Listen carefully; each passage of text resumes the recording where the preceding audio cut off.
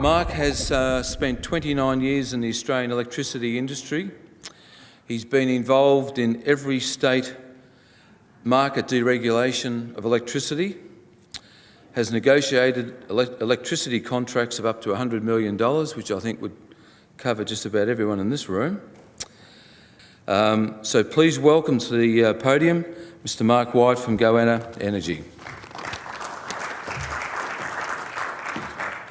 Thanks very much, David.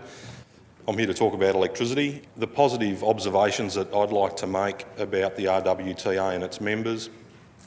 Firstly, clearly naming the national conference Improved Profitability Through Energy Efficiency is clear recognition of the threats and opportunities that increasing electricity prices have on your businesses. I've just finished going around Tasmania doing 17 small business energy efficiency workshops for the state government.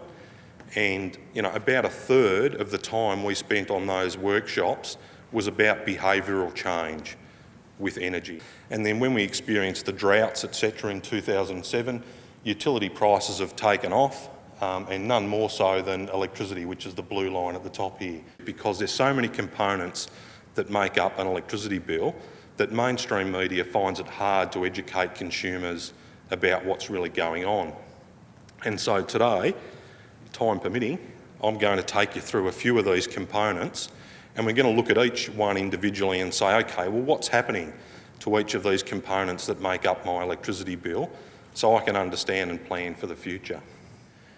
We're going to focus a lot on the energy network side of things today because this has been, for the last few years, one of the fastest growing components of your bill. So it's the component in your bill that's grown at the most rapid rate of recent times. And the Electricity Networks Association themselves are saying, $42 billion of capital spend has already been approved. The importance of optimising your network tariff from being 50% of your bill to being 60 to 70% of your bill is going to become even more important in some respects than your actual energy contract itself. So what's driving all this investment in electricity infrastructure is simply this, particularly this issue of peak demand. In every case, the growth of peak demand, that is the coldest day in winter or the hottest day in summer, is outstripping the overall demand growth. And the difficulty, of course, is when you're building an electricity generator or you're building an electricity network, those two things have to cope with either the coldest day in Tasmania or the hottest day in South Australia. It's got to be built to cope with that one hour of the year that everybody's got their reverse cycle air conditioner on. Can you tell me why the distribution companies, the network companies are so much against demand-side response? Back about 6-7 years ago, we used to participate with a company called Energy Response.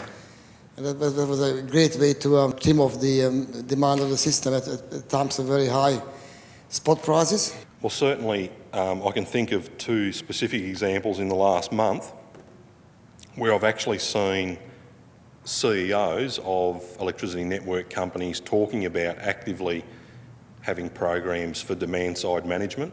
But I think now that public scrutiny of these network price rises has got to the point where the CEOs of these companies are now actively involved in initiatives around demand-side response.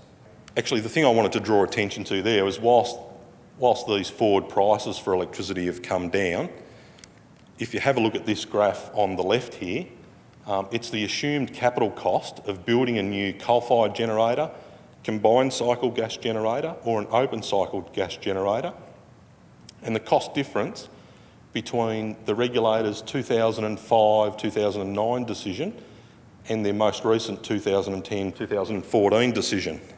So interesting to note, in every one of these cases, it's more expensive now to build a new piece of generation plant than it was the 5 years before. And so how long can this continue to come down when the costs of building new plants going up and the peak demand continues to rise? Because to me, these things can't coexist for an extended period of time. The mandatory renewable energy certificates, the large-scale ones, are making up about 2% of their bill. The small technology certificates, which is a new one from 1st of January this year, and the bills we're looking at, it's making up an additional 4%.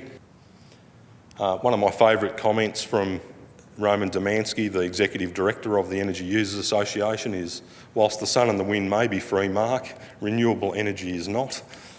And, you know, we've had some speakers today talk about the payback period of some of the solar panels perhaps being, 14 to 20 year payback periods. Yes, solar panels have come down dramatically in price.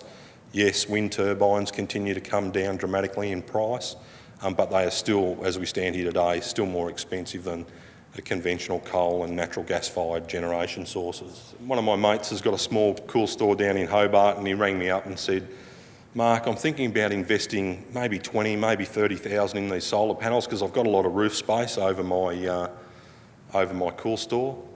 And I said, John, just before you do that, maybe I'll just come out and have a quick look around to see what you're doing with your electricity first. And, this was the first thing I saw. So everybody in this room already knows the answer, that the payback period for fixing this, was about 4 months. The payback period on the solar panels that John wanted to invest in was about 15 years. So I said to John, I'm happy for you to invest in the solar panels whenever you like, but please, can you fix this first? To highlight that example, the Tasmanian State Government did a report recently. It was called the Wedges Report, or they commissioned Maglen Magazanik, and their report found that in terms of the best opportunities to make carbon savings was actually energy efficiency. In most cases, and this was mainly commercial buildings, but in most cases when you invest in more efficient, better insulation, better controls and management of your air conditioning, you're actually going to put $440 per tonne of CO2 saved into your own pocket compared to buying a hybrid car and taking $98 out of your pocket in terms of the carbon saved. And the other interesting one I sort of noted was freight transport efficiency was also seen to be a very positive economic gain from improving efficiency in that. And this report's available on the Tas Government Climate Change website. One of our clients, Jim Miller, I went out and had a look at his facility compared to my mate John's to see what a larger scale commercial business was doing, and I was really pleased to see these air curtains around the truck and these high speed roller doors obviously making a lot of difference.